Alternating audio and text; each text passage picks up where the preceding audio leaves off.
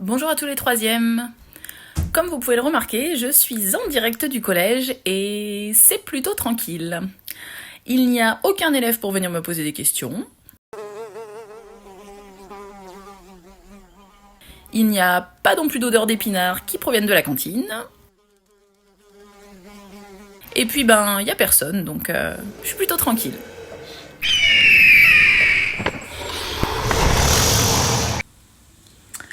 Bon ok, en vrai je suis comme vous, affalée dans mon canapé, sous un plaid, avec des chips.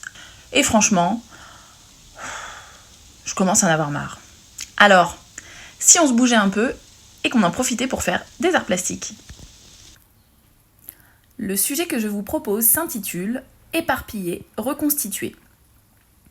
Vous réaliserez un travail qui, en fonction des points de vue, paraîtra soit éparpillé, c'est-à-dire en plusieurs morceaux, en plusieurs parties, soit reconstitué, c'est-à-dire qu'il formera un tout.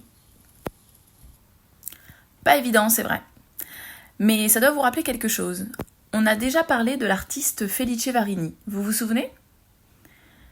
Il vient directement peindre des motifs sur des bâtiments, et ces motifs, en fonction du point de vue où on se place, apparaissent soit éparpillés en plusieurs morceaux à différents endroits sur les bâtiments, soit reconstitués et viennent former ainsi un motif entier.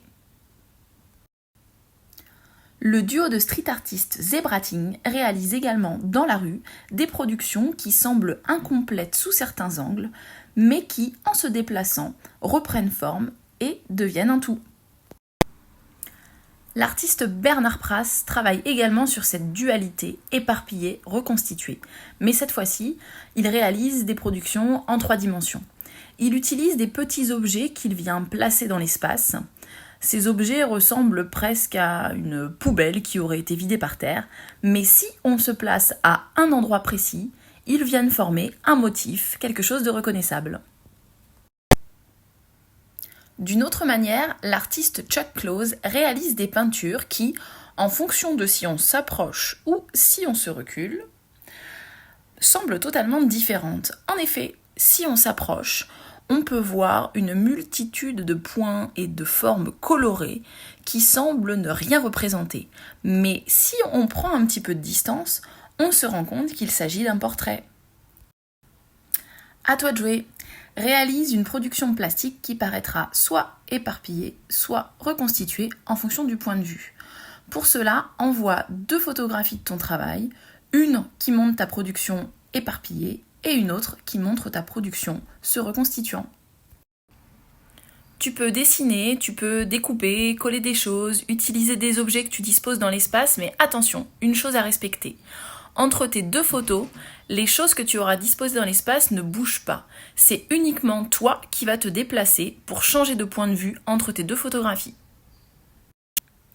S'il y a encore des choses que tu n'as pas comprises, n'hésite pas à me contacter via Pronote, Pearltrees ou mon adresse mail et je me ferai un plaisir de te répondre.